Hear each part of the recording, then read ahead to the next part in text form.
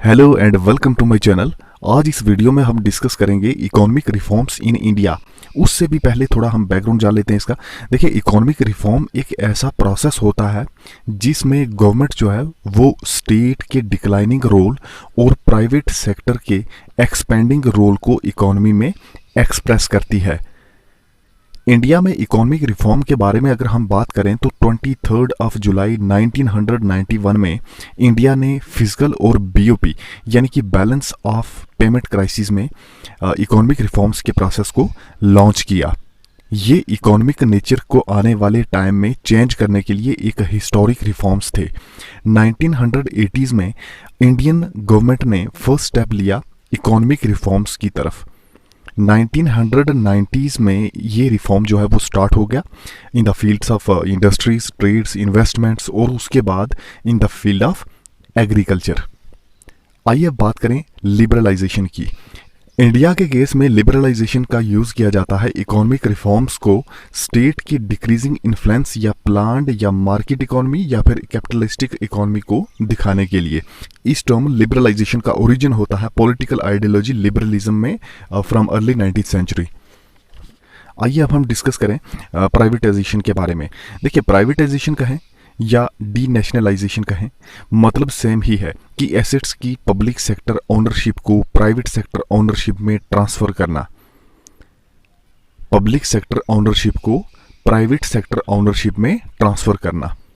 तो पूरे वर्ल्ड में प्राइवेटाइजेशन का यूज करना एक ऐसे प्रोसेस का यूज करना है जो कि डिसइन्वेस्टमेंट का एक प्रोसेस हो। ये प्रोसेस सेलिंग ऑफ शेयर्स को इंक्लूड करता है, मतलब स्टेट एंटरप्राइजेस शेयर को प्राइवेट सेक्टर में बेचना।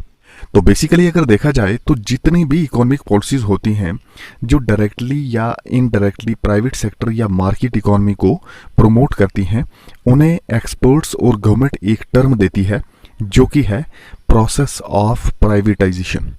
अब हम डिस्कस करेंगे ग्लोबलाइजेशन के बारे में। किसी भी नेशन में इकोनॉमिक इंटीग्रेशन जब इंक्रीज हो जाती है तो उसे कहते हैं ग्लोबलाइजेशन। तो ये ग्लोबलाइजेशन का कंसेप्ट दिया OECD यानी कि organisation of economic cooperation and development. India भी WTO का एक फंडिंग मेंबर बन गई और इंडिया ग्लोबलाइजेशन प्रोसेस को भी इकोनॉमिक रिफॉर्म से प्रमोट कर सकती थी। इंडिया ने 1991 में ग्लोबलाइजेशन प्रोसेस को स्टार्ट किया। अब रिफॉर्म्स की भी अलग अलग 3 जनरेशन थी, फर्स्ट जनरेशन, सेकेंड जनरेशन और थर्ड जनरेशन। जब से इन रिफॉर्म्स का इनिशिएटिव लिया गया यानी कि 1991 से 2000 तक, तो गवर्नमेंट ने इसे फर्स्ट जनरेशन नाम दे दिया कि it's the first generation reform. तो इसमें क्या था? प्राइवेट सेक्टर की promotion, public sector reform, external sector reform, उसके बाद financial sector reform, tax reform etcetera. अब सेकंड जनरेशन रिफॉर्म की बात करें तो वो 2000 से 2001 के पीरियड को कहा गया। बेसिकली 1990s में जो रिफॉर्म लॉन्च किए गए थे they were not actually taking place as desired. So कुछ और रिफॉर्म्स की जरूरत पड़ी जिन्हें इनिशिएट किया गया सेकंड जनरेशन के टाइटल से। अब इसमें कौन से रिफॉर्म्स थे? Factor market reforms, public sector reforms, government and public institution reforms, legal sector reforms etcetera. अब थर्ड जनरेशन में क्या था? वैसे अगर देखा जाए तो अभी जो इंडिया है वो थर्ड जनरेशन ऑफ रिफॉर्म्स के अंडर है। इंडिया के लिए थर्ड जनरेशन रिफॉर्म्स में चैलेंज ये रहा कि किस तरह वर्ल्ड क्लास इंफ्रास्ट्रक्चर को क्रिएट किया जाए, वो भी सिर्फ रेलवेज या रोड्स की टर्म में ही नहीं बल्कि also in terms of manufacturing and man power infrastructure. तो कैसे क्रिएशन की जाए इंफ्रास्ट्रक्चर की। तो ये रहा इकोनॉमिक रिफॉर्म्स के बारे में। अब आइए कुछ मल्टीपल चॉइस क्वेश्चंस देख लेते हैं कि किस तरह से क्वेश्चन पूछे जाएंगे इस टॉपिक में से। फर्स्ट क्वेश्चन है कि ये जो हमें ऑप्शंस दिए गए हैं A, B, C, D, इनमें से ऐसा कौन सा ऑप्शन है जिसका मतलब होता है कि पॉलिसीज या रूल्स एंड रेगुलेशंस को इकोनॉमिक ग्रोथ को अचीव करने के लिए चेंज करना। तो वो होता है इकोनॉमिक रिफॉर्म्स, हमने पढ़ा है।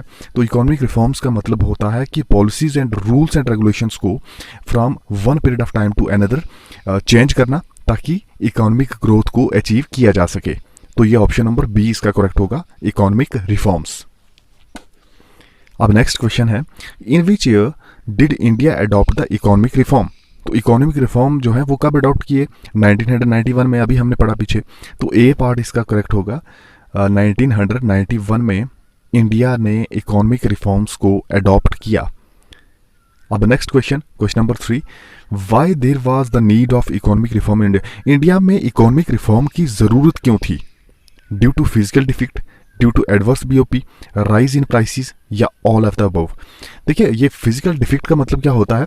फिजिकल डिफिक्ट का मतलब होता है एक ऐसी कंडीशन जब गवर्नमेंट का एक्सपेंडिचर जो है वो रेवेन्यू से एक्सीड कर जाए। फिजिकल डिफिक्ट को वैसे हम एब्सोल्यूट टर्म्स में भी और परसेंटेज दोनों में ही कैलकुलेट कर सकते हैं। एक्चुअली जीडीपी यानी कि ग्रॉस डोमेस्टिक प्रोडक्ट जो है उसकी परसेंटेज देखी जाती है यहाँ पर।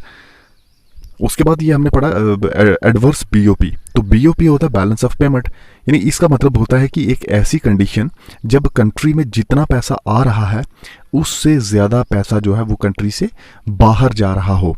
तो कंट्री की इकोनॉमी इसमें क्या होता है कि एक नेगेटिव साइन होता है इसमें, क्योंकि जितना पैसा आ रहा है उससे ज़्यादा पैसा जा रहा है, तो जाहिर है कि वो नेगेटिव साइन को इंडिकेट करेगा। तो क्या ज़रूरत थी इकोनॉमिक रिफॉर्म्स की इंडिया में? Physical deficit, adverse BOP, rise in prices. तो ये सभी के सभी जो है ऑप्शन है ये करेक्ट होंगे, क्योंकि फिजिकल डिफिक्ट की वजह से भी, एडवर्स बीओपी की, प्राइसेस के राइज हो जाने से भी इकोनॉमिक रिफॉर्म्स को लाने की ज़रूरत पड़ी इंडिया में। अब क्वेश्चन नंबर 4 है कि when did the gulf crisis takes place? पहले गल्फ क्राइसिस के बारे में बताता हूँ कि गल्फ क्राइसिस है क्या। गल्फ क्राइसिस या गल्फ वार कहा जाए तो ये क्या है मैं बताता हूँ। इराक के अगेंस्ट 16 जनवरी 1991 को अमेरिका ने ऑपरेशन डेजर्ट स्टॉर्म की शुरुआत की थी। अगस्त 1919 में इराक ने जब कुवैत पर हमला बोल दिया तब अमेरिका ने क्या किया कि 38 कंट्रीज के साथ मिलकर इराक के अगेंस्ट इस ऑपरेशन की शुरुआत 1990 से 1991 के बीच इराक और अमेरिका कोलिशन कंट्रीज के बीच में लेकर लड़ाई लड़ी गई। तो उस लड़ाई को गल्फ वार या गल्फ क्राइसिस का नाम दिया गया। तो ये कब हुआ? जैसा मैंने पहले बात की कि 1990 से 1991 पे। तो ये ऑप्शन है हमारे पास, ये ऑप्शन नंबर बी है। So when did gulf crisis takes place? 1992 1991। ये ऑप्शन नंबर बी करेक्ट है इसका। नेक्स्ट क्वेश्चन है कि how much loan was provided by world bank and IMF during the 90s to bail India out of the crisis? इस crisis से बाहर निकालने के लिए कितनी बेल दी गई वर्ल्ड बैंक और IMF? IMF क्या होता है? IMF का मतलब होता है इंटरनेशनल मॉनिटरी फंड। तो ये एक ऑर्गेनाइजेशन होती है 190 कंट्रीज की। मोटिव क्या होता है इसका कि वर्ल्ड में से पॉवर्टी को रिड्यूस करना, यानी कि गरीबी को कम करना। तो इन्होंने कितना लोन प्रोवाइड किया था क्राइसिस से निकलने के लिए? तो ये है ऑप्शन नंबर सी, यानी कि $7 million. $7 million option number C correct है इसका। तो ये रहा हमारा आज का टॉपिक। आई होप कि आज का टॉपिक आपको समझ आ गया होगा। अब नेक्स्ट वीडियो में एक और टॉपिक लेकर मैं आपके लिए आऊँगा। Okay, bye.